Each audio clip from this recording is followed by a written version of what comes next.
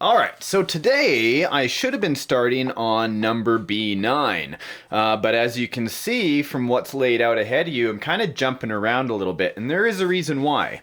B9 and the other side, B10, has to do with assembling the steering links. Now, I've done this many times in build videos in the past.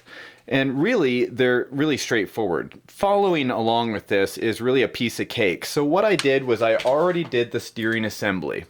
So for those that are building along with me, you'll see in the book that it's really quite straightforward. I didn't really need to do a step-by-step.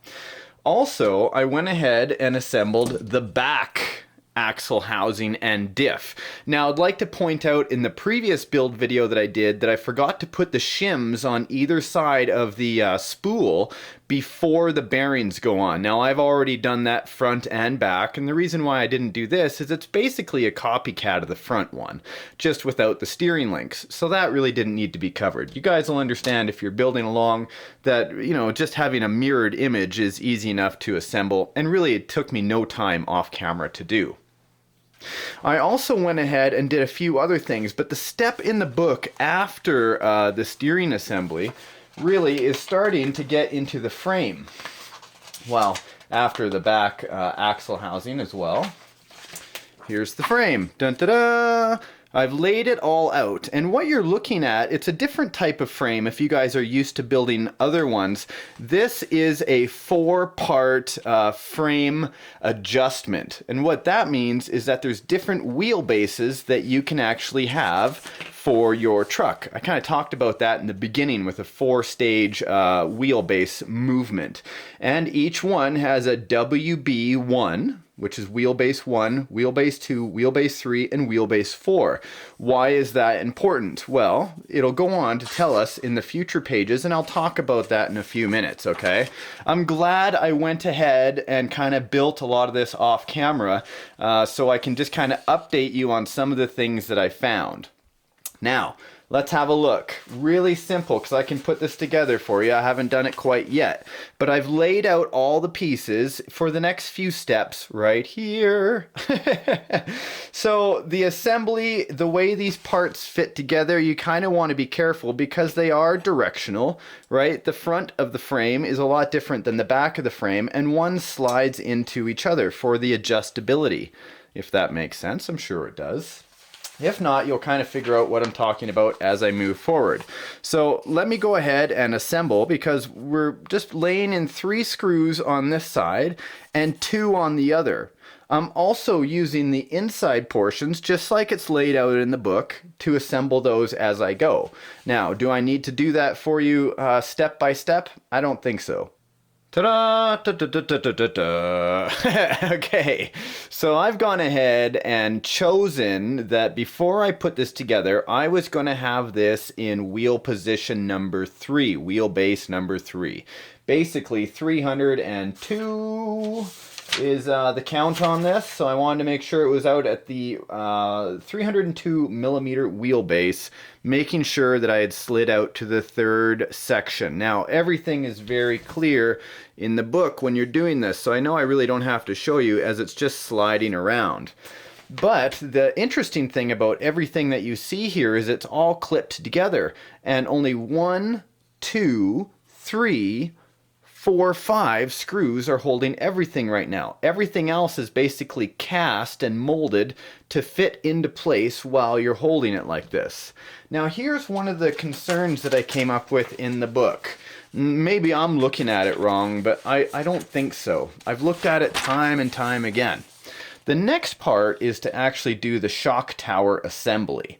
And the way I actually figure out how things go onto a frame or how pieces of an RC go together are by the actual pictures of the part. And like I've shown in my other series, or this series even just in previous videos, that I'll actually try to make it look like the part on the book. You know, I'll line it up. The interesting thing that I've noticed here is that there's only one shock tower that has these little horns that come out, okay? Now, the only one that I can see in the book is actually facing the other direction, which I was very concerned with, because you'll see right here. It took me a few minutes to kind of figure out what was going on, because if you notice, each one of these parts are kind of slotted so that they fit right on the frame. Well, in the picture here, it actually shows that this, faux shock reservoir, one that doesn't work, it's just for looks, is actually on the inside.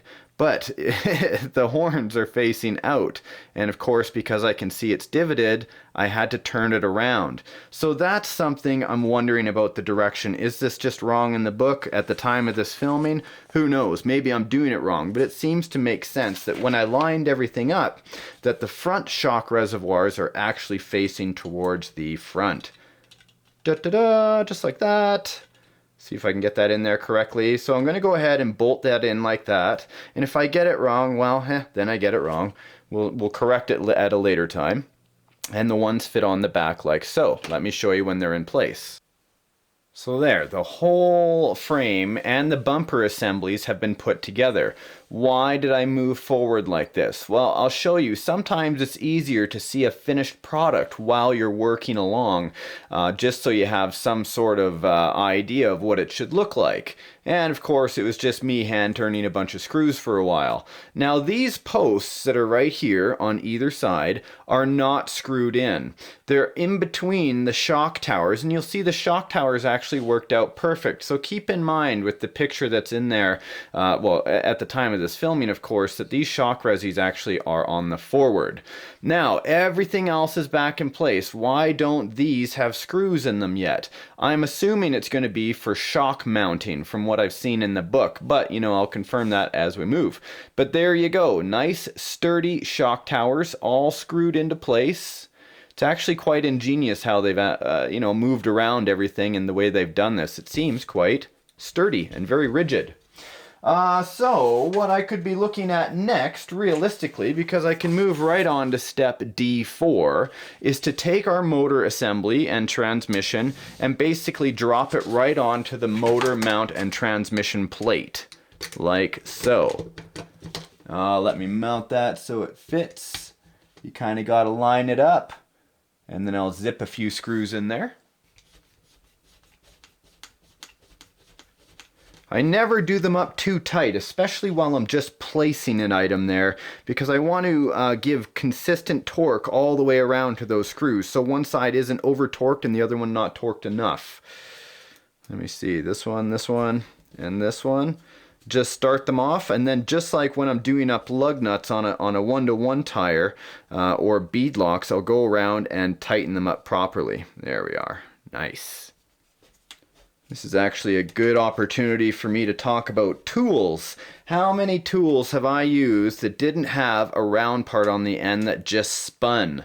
In fact, what happens is if you have just a firm handle and you're kind of pushing and turning, you'll actually start to get, you'll see I've got a bit of a callus there already, but this actually prevents, or at least helps prevent against you guys getting blisters on the palms of your hands, which is never fun when you've got about 50 more screws to go.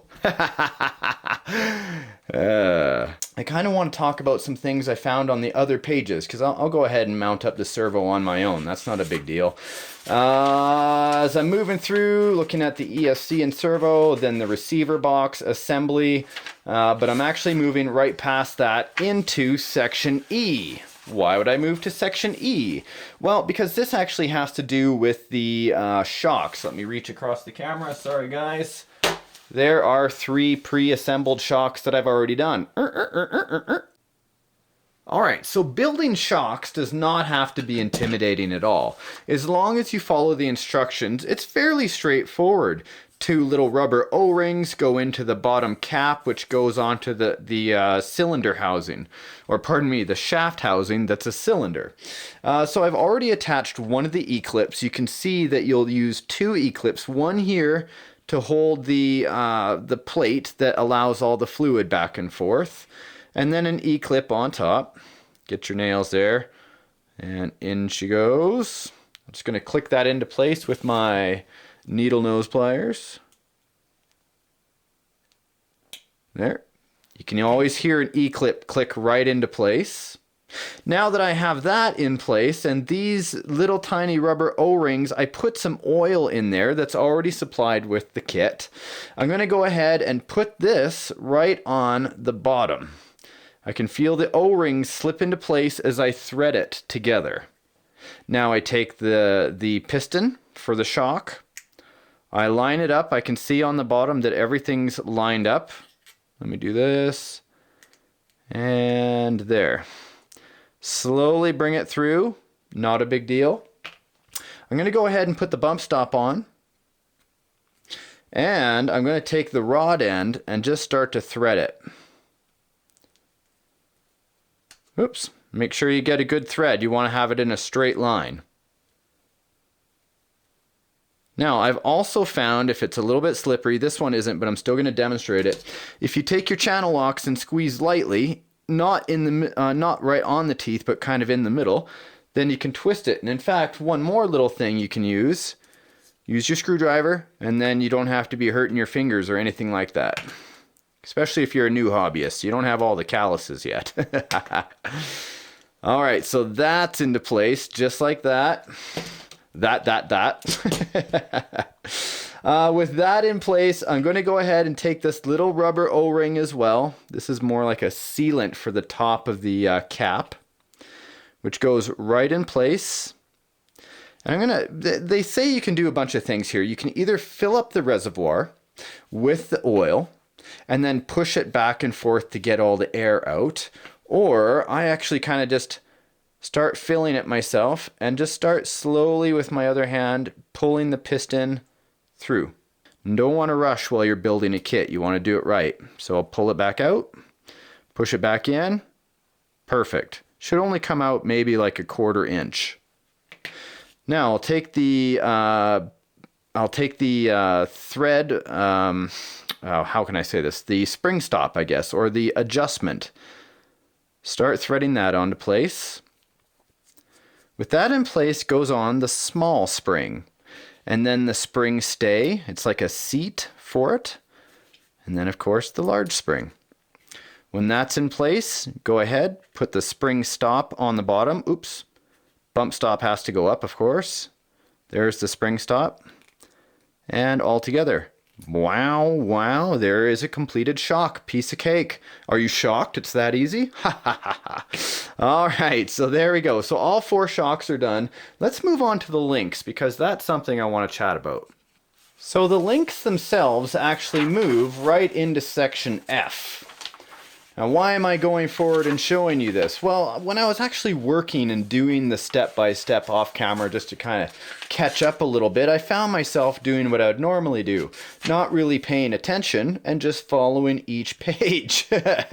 Shocks were completed for me, and I went on and I thought, great, well, I'll just make 2 of these and 2 of these, and then I'll make like 1 of these and 1 of these, and then I thought, well, how many links are there? They're all different sizes.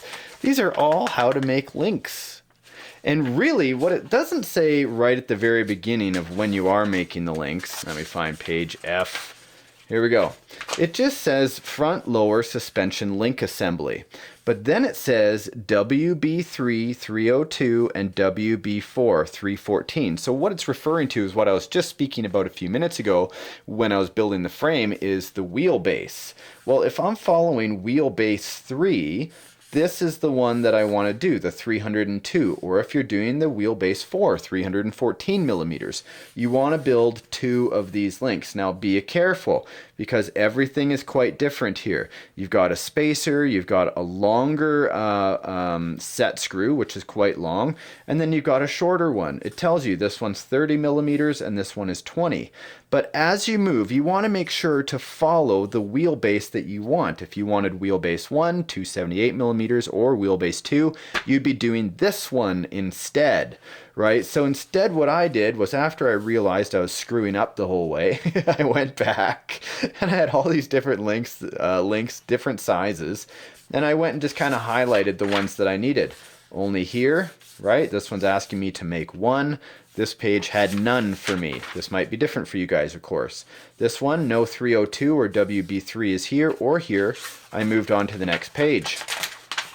You can see that if you're looking at different things. Even though this isn't the one, I circled this. This isn't the right link for me, but I circled this anyway because in every single one of these steps, it's asking for these little hat type collars that go through the rod end there. Well, these ones actually just have a little eye that go into the rod end. You'll see what I mean. Look at the difference. This one's the hat and this one's the eye. So make sure that you're following along properly. And I did. I just went through and did the upper and lower. Bump, bump. And I'm going to give you examples because I did 302. Here we go. So here is an example of the spacer that they made. And this is so you can have the adjustable wheelbase. Now you do have a whole bag of extra parts. Let me reach across the table. Here you go. Here's all the extra parts that you're going to have depending on which wheelbase you make. You can adjust them, and that's why they give you the different parts. So I did do my upper and lower and links all the way around, and my single link for steering. Now, I will get into that, but you guys are going to have to wait until the next video. I hope that covered quite a bit for you guys today. You can see that it's really coming together. I'm actually rather quite impressed by the rigidity of this frame and the thickness of the plastic that they've used. So I've got high hopes for this little fella. So shocks are done. Both axles are completed. The steering is completed as well. The links are done, and now it's just a matter of me mounting them up. And I should have my roller.